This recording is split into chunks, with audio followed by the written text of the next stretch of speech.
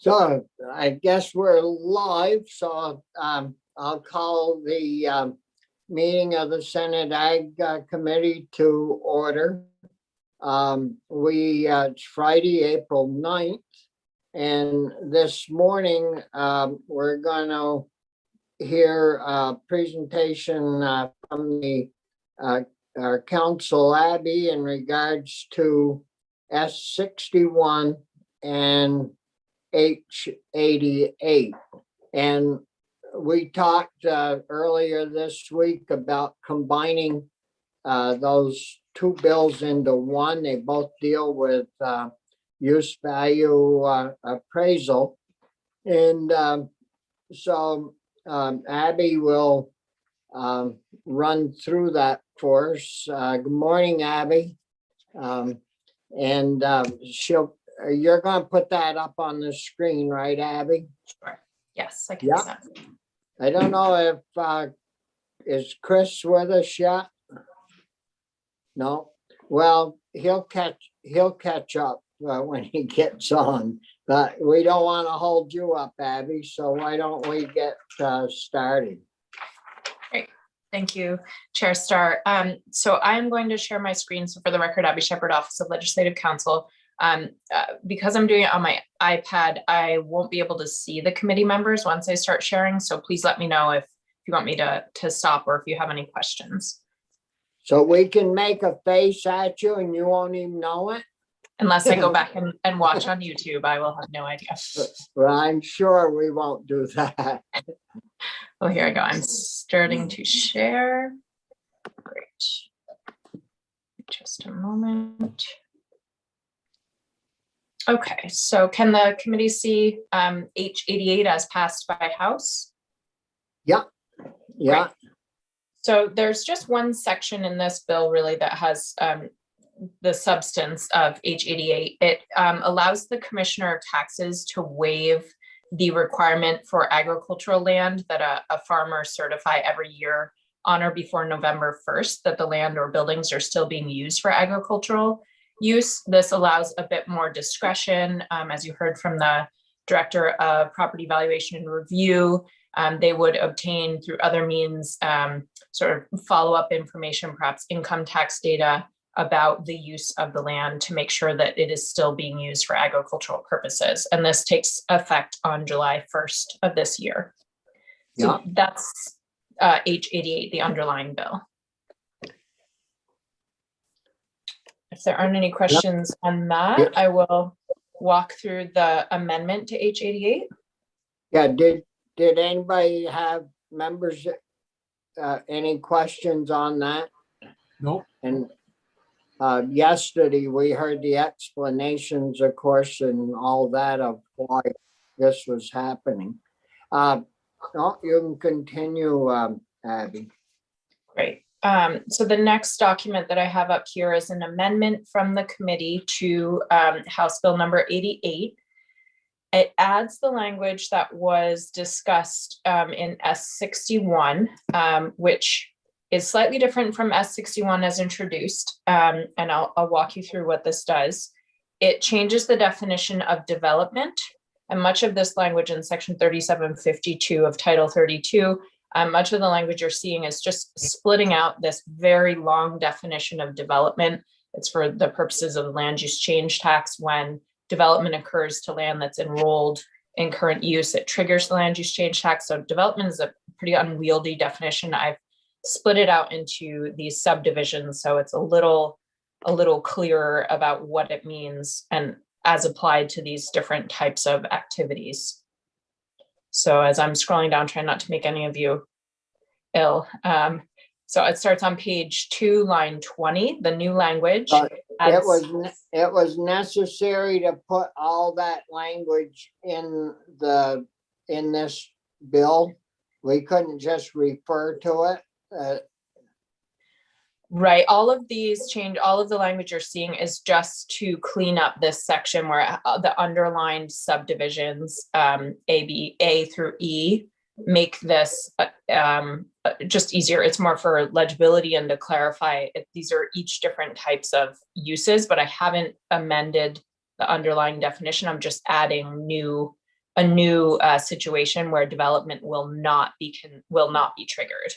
So the Yes. land use change tax will not apply. Yep.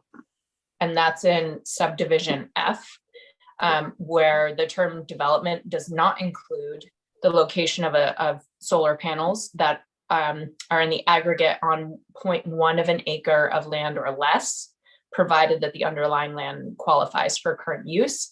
The reason it's in this development definition instead of in the S61 is introduced is so that this trigger doesn't happen to either agricultural land or forest land.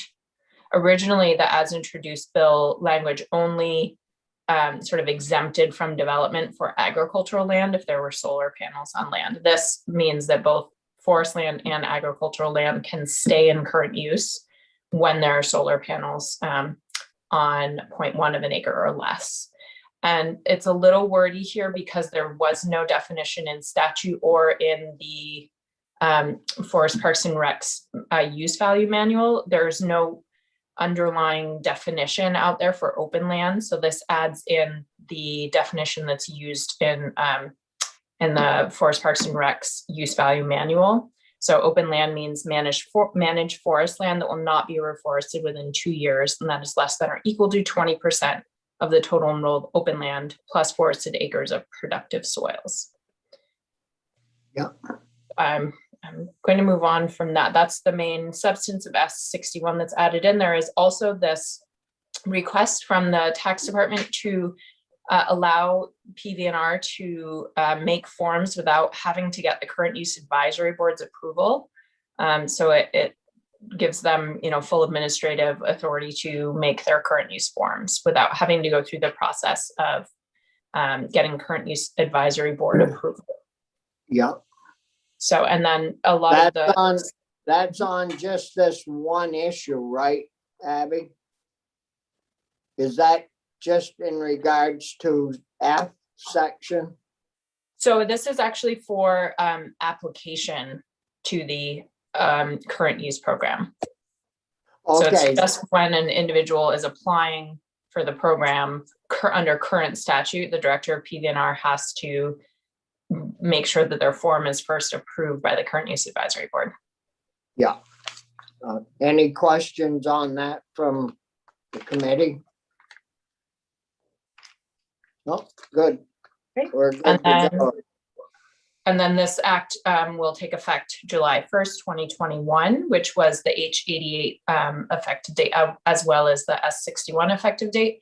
And then I took the liberty of amending the title to make it broader because it doesn't just apply to agricultural land, which H88 was only for agricultural land. So the title will be Act Relating to the Use Value Appraisal Program. Yeah. Are there questions for Abby from board members? Chris? Well, my question for you, Mr. Chair, because I'll confess I haven't been able to focus on this yet. What's your timeline or sketch of a timeline? Well, I mean, we've heard from the tax department, and I don't know if there are others that we need to hear from. It doesn't, it's just a clarifying piece of language. And I was thinking that unless you folks, one of you didn't have a request to get more witnesses in, I thought we could vote it out maybe even today. I thought we'd have Corey report it. And Tom Cruise parent? yeah, Tom Cruise parent. And we would then you can speak to Ann, Chris, and I mean, they might want to look at it, but you guys are pretty busy and it doesn't really affect, I mean, if anything, it's going to save the state money because they aren't going to have to fool around with all these transfers and land transfers and all that stuff on that little tiny piece of property. As you know, we'll have to look at it. It's not up to the chair. And if it saves us money or costs us money in revenue, finance has to look at it. But if I just want to understand if I need to scramble and focus on this in order to vote today. And if so, I'm not saying I can't do that. I'm saying I may need a 10-minute break, but that's okay. That was just, that's on me. I understand it. I've just been busy. Well, Well, we can- I have to hop for an appointment in like 20 minutes. So, I mean, I don't want to delay it any, but I know I'm the clerk of the committee too, and I don't have any of the stuff to count the vote. So that's just the other issue. You don't carry that with you in your office? I don't, I'm not in my office today. We know you're sitting in your car, just waiting to make a big deal something. No, well, why don't we just wait until Tuesday then? That works for me. And then, Chris, you can look at it at your leisure rather than having to hurry. And we'll just do it Tuesday. Hopefully you guys in finance won't have to have it a long time, because then we could get it done before the mad scramble toward the end, because now we haven't got a whole lot coming on the floor, and we should be getting some bills out there to have a little action so we don't get plugged up at the end. No So- problem. And I appreciate that a little bit of breathing room, just because it will turn to me in finance to explain it probably. So Yeah, thank you for your for accommodating that. no, that would be good. So we'll, are there any other questions for Abby and the language, the way it's put together? Now, I'll tell you, a good politician would have taken their own bill and hooked the H bill to the Senate bill. But being such a good guy, I figured I'd just let my bill slide and hook it to the House bill. None of you even picked up on that, right? Well, I Well, we noticed it assumed- had, yeah, I saw it had an H number. I knew. I We just, know that- Bobby, we when know you do you'd something, rather- I just smile. That's It right. took me a whole week to figure, being a nice guy, to figure that out. No, I don't know. It just seemed, the H bill's already passed the House, and we could load the Senate bill on, and Carolyn could look at it and say, well, this is an amendment, and it would get through the House without a crazy scramble. And I've always looked at legislation, not as a political thing, as more as a issue to help the people that we deal with and have to deal with it. So, no, I'm happy with that. And I think it makes sense doing it the way we're doing it. So thank you. Thank you, Abby. Good to have you with us, and you did a good job. And so thanks again. And I'm sure we'll have other issues for you to work on. Great. Thank you. Have a good day. Yeah. So we'll put that one on the schedule for Tuesday. Do you think, if we're gonna wait until Tuesday, what do you think about having Schneider just give it his blessings, and then Corey could say, well, we heard both from, the tax department and so we could have Michael, we haven't had him in, I don't think, all year. I think he was in once. Once. Yeah. So, yeah, we didn't even harass him, did we? No, we got some savings to use up. Yep. So we'll have Linda see if she could get him in, just to look it over and on Tuesday morning, and then we'll try to vote it out, and Corey can take the vote and do all that good stuff.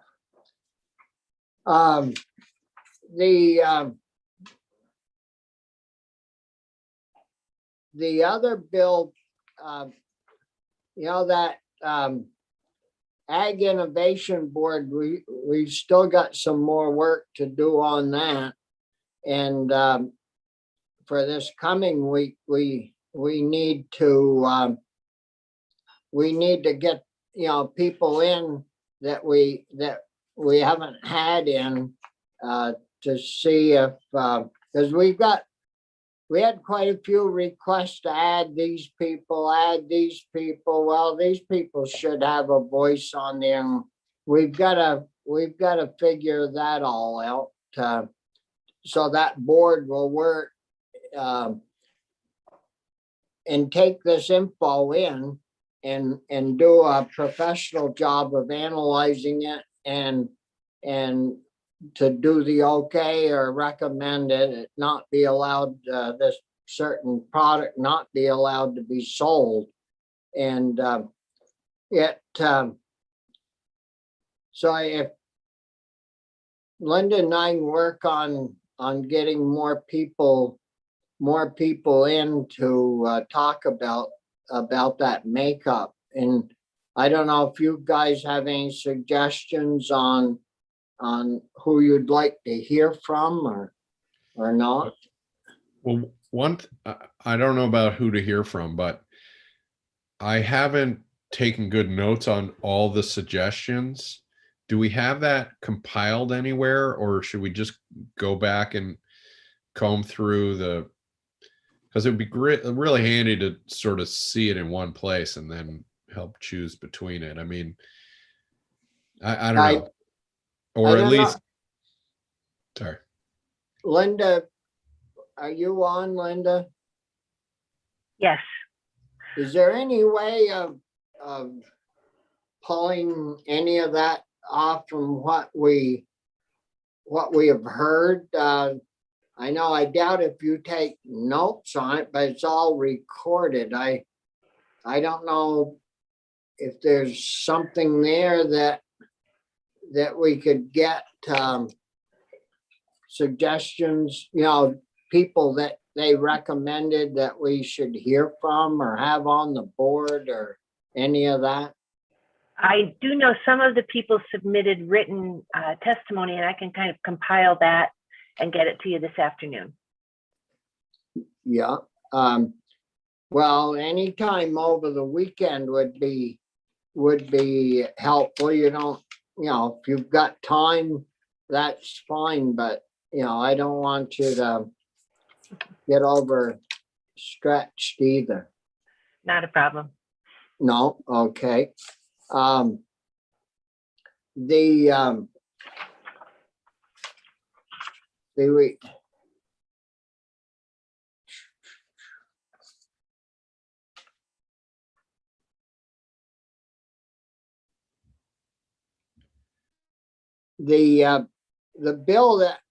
other bill that we've got to, the unpasteurized raw milk bill.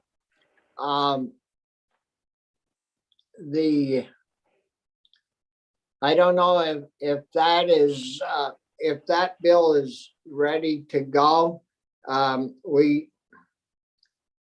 Did Michael put that bill together, Linda?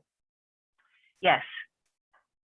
But we haven't talked about whether we wanted to make changes to that bill or not. We've certainly, taken a lot of testimony and have received a lot of correspondence. And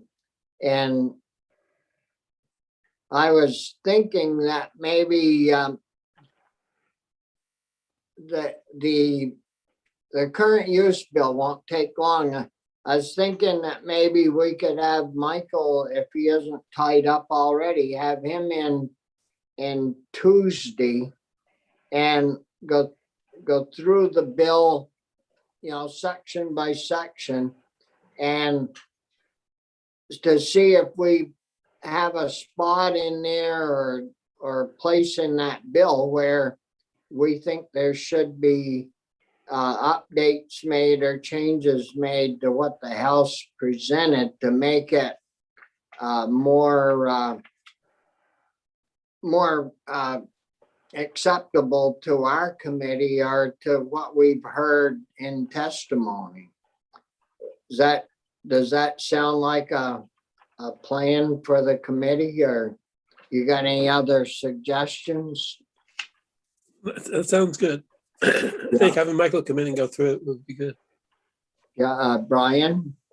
Thank you, Bobby. Yeah, I'm also going to refer to an email I think we all got yesterday from Molly Wills. It came in about 11 yesterday morning. And she's talking about a few things she thinks will be helpful. She talks about refrigeration a little bit, and that it can be achieved through refrigeration or an ice bath. I'm not exactly sure what those are, but and then she talks about how they don't want to make the farm stands have to be staffed. And I think that is an issue. I don't know how much of an issue. Anyway, those are two things that you mentioned in that email. Well, I saw the 40-degree thing, and the ice bath. See, when they go to farmer markets now with some of their products, they have to keep it, refrigerated. Goat's milk and that kind of and regular milk, but if thinking about that, you take your product down to the farm stand by the road, and you put it in a nice bucket with, ice. And then you go back and you get busy doing whatever it is you have to do. Boy, I'd feel more comfortable if you use an ice bath, you should have to revisit it, in a certain length of time. A couple of hours or 3 hours, because that's the worst thing you do with any products like meat or anything, if you let it get too warm. And of course these guys know that, and these people that sell this stuff know a heck of a lot more about it than I do. But I do know that people do get busy and they forget things, and if if they had electricity there, it would be super good. But That's exactly what I was thinking too. Yeah. So most farm stands I know don't have power, and they're going to have to depend on another way to keep that refrigerated. So I'm not saying that it's a terrible issue, but I think we need to at least talk about it a little bit more. That was about the only thing that I got yesterday. Yeah, and also it sounds like I don't know about, in reading her letter, not the bill itself, it implies that the milk should be refrigerated or kept at 40 degrees through refrigeration or an ice bath. In other words, if you're using an ice bath, you still have to maintain the 40 degrees. Right. So that means you have to check on it every so often or whatever it might take to make sure it stays at 40 degrees. But the bill language actually says refrigerated, I think. It doesn't refer to ice baths or anything else. Oh, I didn't realize. Yeah, I wasn't looking at the bill. That's important. I think I'm right. I could be wrong. And that's what triggered me to say, well, wait a minute. I thought it had to be refrigerated. So right. I don't know how big an issue it is for people, but I think we need to talk about it a little bit. Sure. These are already at farmers markets where there's no electricity. Yeah. Well, there is electricity in some of them. Well, I mean, I think this farm stands, none that I visited. I don't remember them having. Yeah, you see grills and stuff, but those are propane. Anyway, Yeah, they- I guess Too bad I that- wouldn't ahead. want to make it more strict what people are already doing. The concept here is to expand just a little bit. Then we got to change the language in the bill, because I'm pretty sure the bill just says refrigerated, which to me implies power, a box, you know, But the law says refrigerated, right? I don't know. I do not know. Well, the bill, if that became, no, now the law says you use ice baths that, you can, are allowable at farmer markets and things. Of course, if we hadn't junked all those old ice boxes that everybody used to use, 7 years ago or so, you could take an old ice box and throw one big chunk of ice in there but those are long gone. But my brother has a Yeti cooler, and that thing will keep stuff ice cold for 3 days. And so if you've got the right cooler, it would work fine. It would keep that temperature, I'm sure, at 40 degrees or even lower. So, but we'll have Michael in, and we'll make sure, we don't want to forget to really zero in on that refrigeration issue and talk about it. And so we'll plan on that for Tuesday, as well as our current use stuff. And Linda, have you heard anything from Brian Campion yet? They're not coming in today. They didn't have time to do the work they were going to do before the committee, because Jim couldn't do it yesterday. So they're going to come in Tuesday, hopefully. Have to check with you on that. Oh, I thought you'd heard from Jim and he was all set to roll.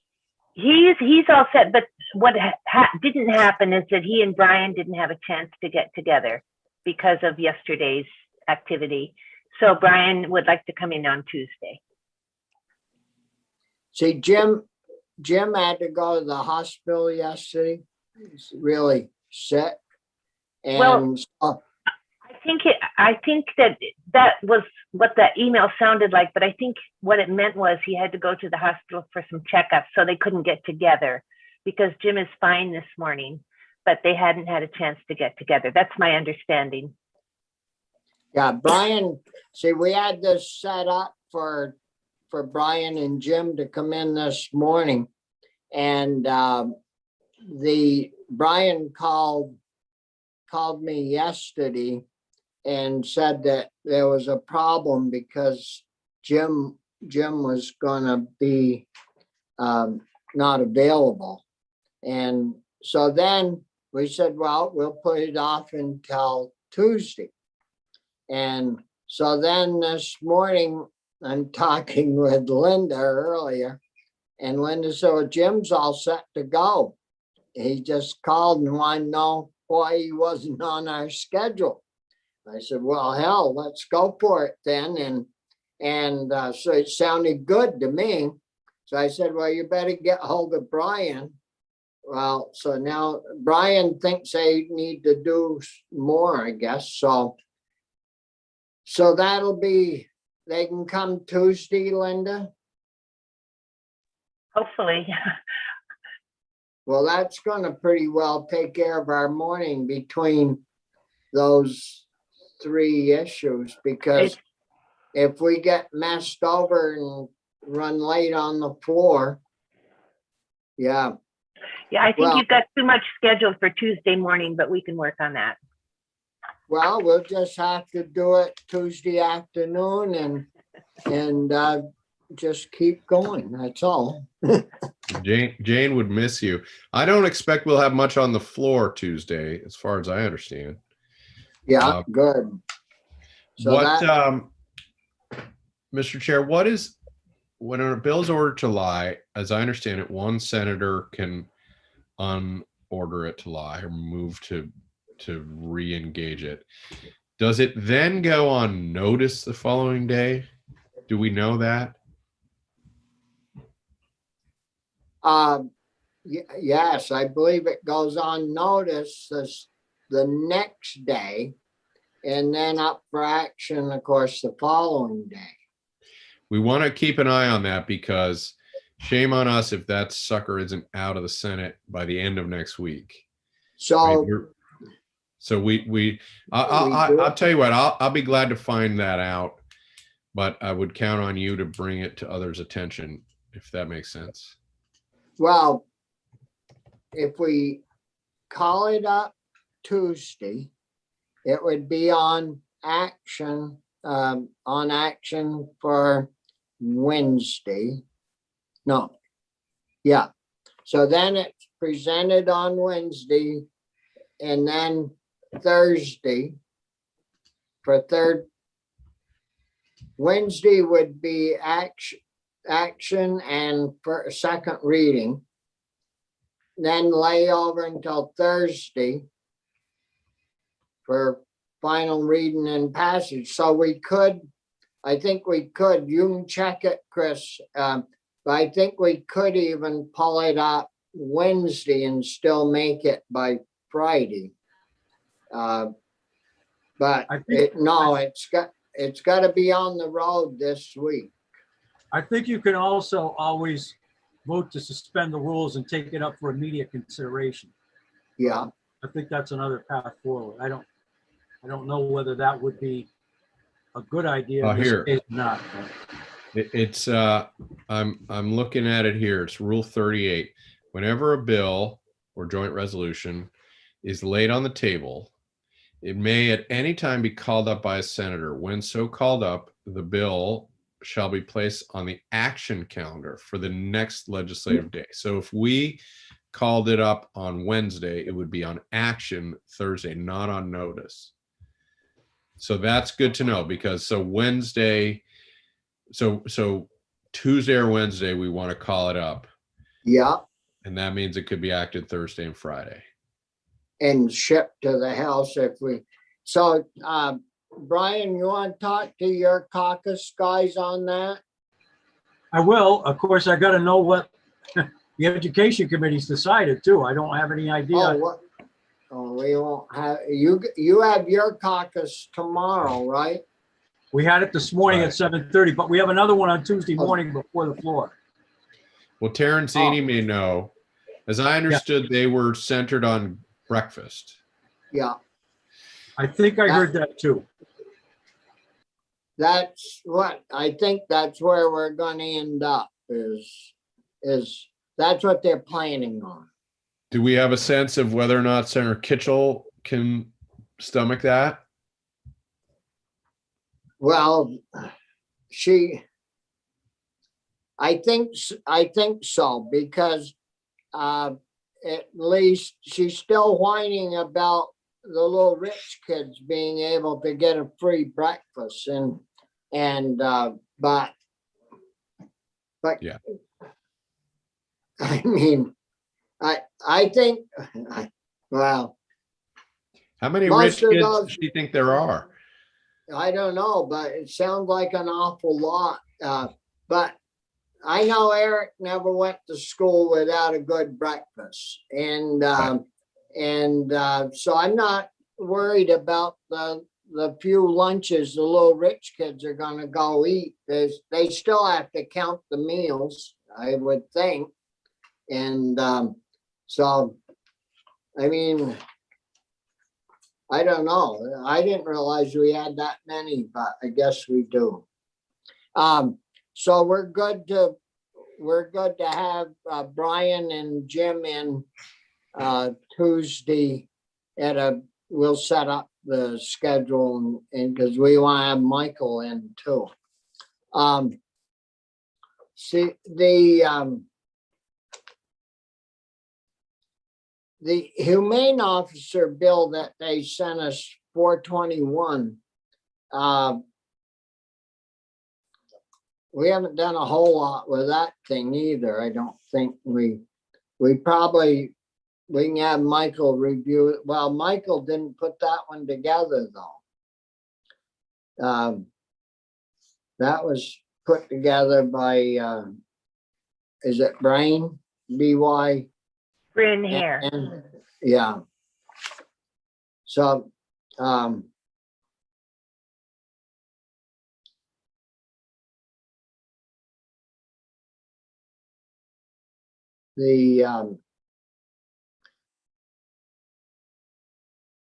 that, once we get by these other two bills that we've talked about, then we got that miscellaneous bill to drill down on and see all those different sections. So if you do have a chance, probably review 420, and we'll, after we get these other bills done and on the road, we'll start going through that miscellaneous bill. Is there anything else that any of you had requests to do, to hear from people or anything? That the On that bad bill, thing- do you mean more broadly or on that humane bill?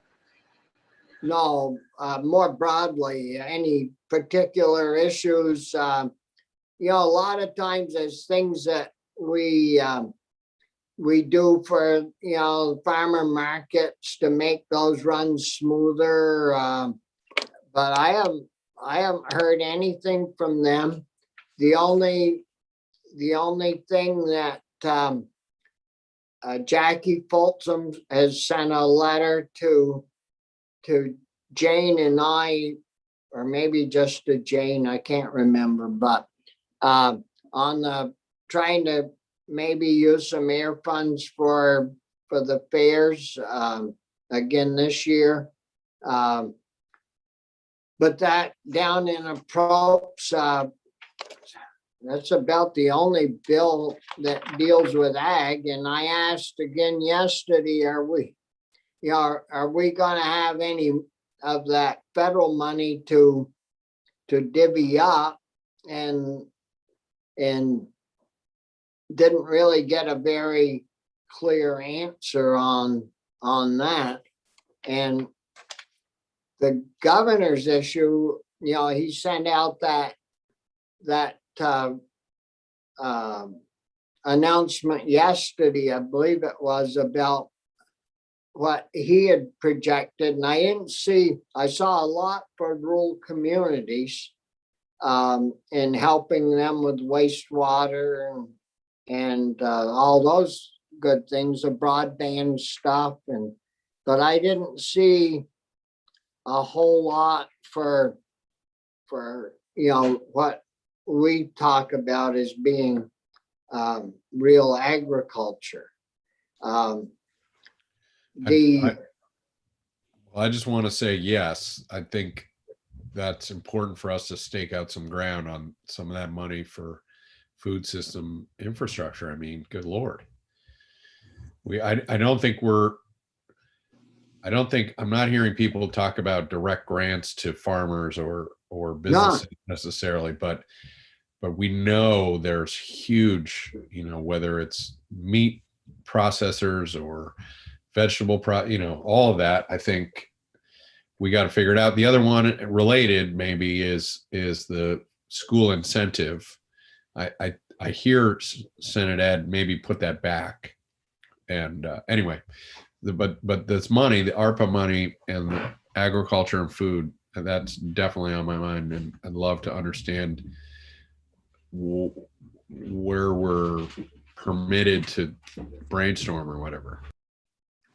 Well, the slaughter stuff, I mean, Louis, somebody yesterday on that presentation from VTC, I believe it was, talked about that, well, we need to train meat cutters, but as far as the slaughter facilities go, we're in good shape or fair shape but that isn't true from what we have heard from slaughter people. When we had Abby do that survey earlier she actually did it last year when we talked about this letting slaughterhouses get all backed up is crazy. We wanted to give them some money, but we had no plan. So Abby Willard did quite she called them all and did like an inventory check, and those results came back. Yes, they needed more refrigeration, and they needed the small ruminants.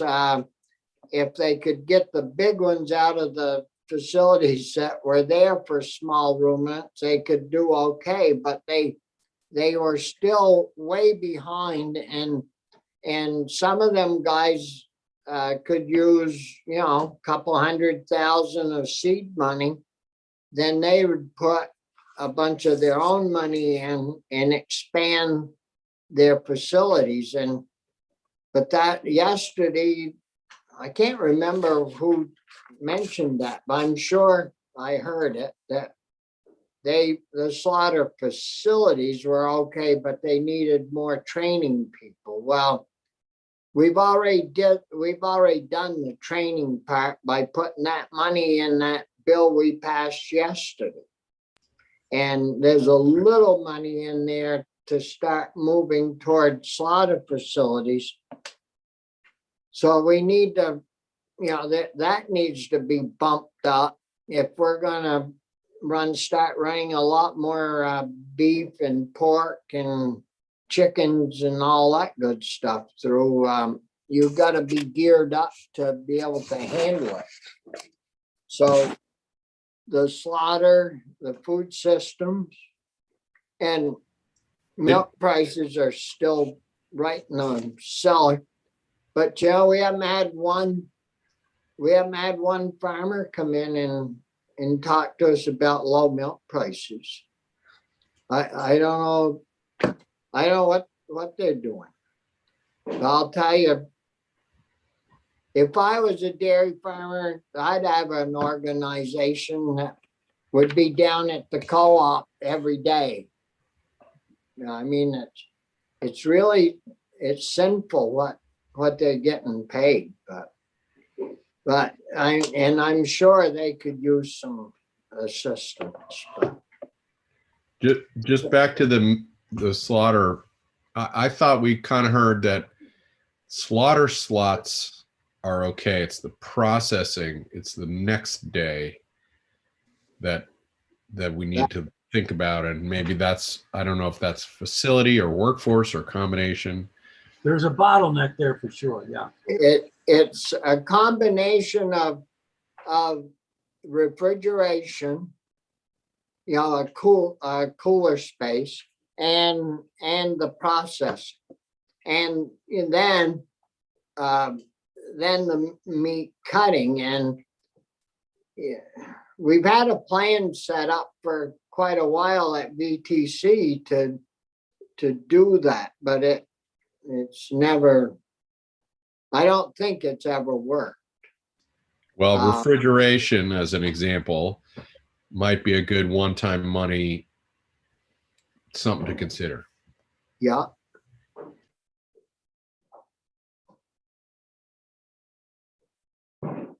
What about any, none of the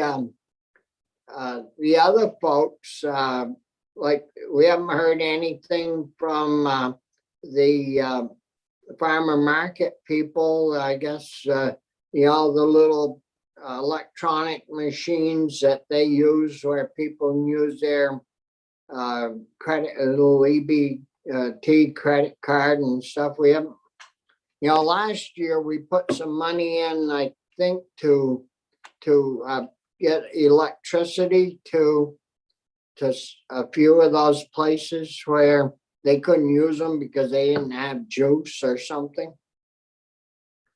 And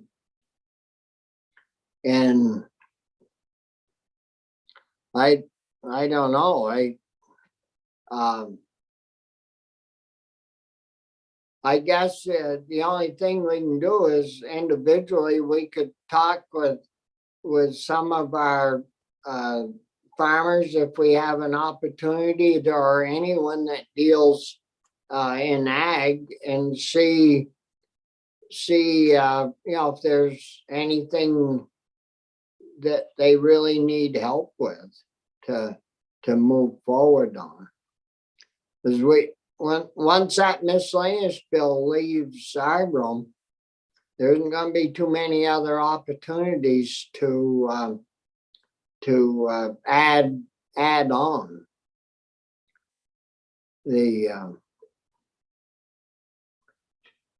So is there anything else that that we should be looking forward for to next week to work on? I don't think so. No. Well, I think if you haven't got anything else, there's no need of us sitting around here wondering what we're going to do.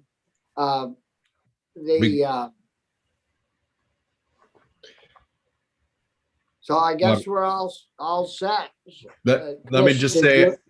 Well, as I understand, Senator Campion would love us. I think the concept is walk through their proposal and then see if we would join them in having the 6 or 5 of them and the 5 of us sponsor this as an amendment. So just a heads up, that's, it doesn't have to be that way. But I think that is the hope, is that we can emerge from this united with some kind of solution. Yeah, I was I talked to them about doing a joint amendment, because he brought it up, and I said, well, I'm sure the committee's quite open-minded, and Pearson's the only one that'll probably beat up on you, and he can do that offline.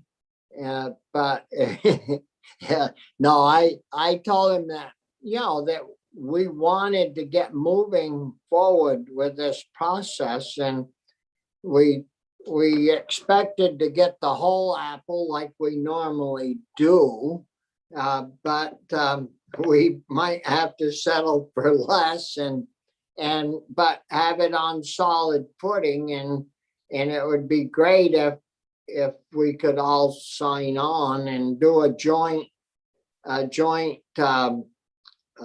amendment to the bill that's sitting on the floor at the present time. And so that, I'm glad you brought it up, Chris, so it won't hit anybody by surprise come Tuesday.